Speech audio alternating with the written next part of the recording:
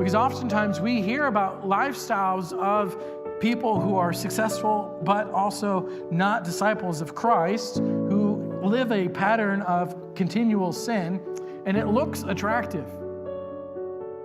But Jesus correctly labels these individuals as foolish.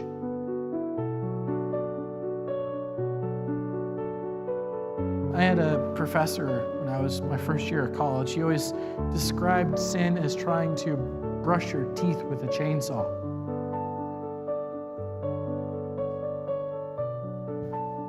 It just doesn't work. Trying to walk through life by not being obedient to the commandments of Christ just doesn't work.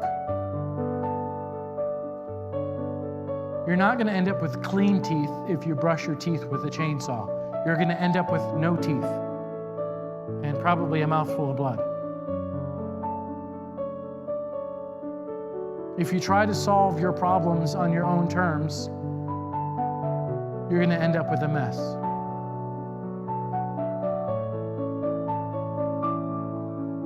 Therefore, he calls them fools.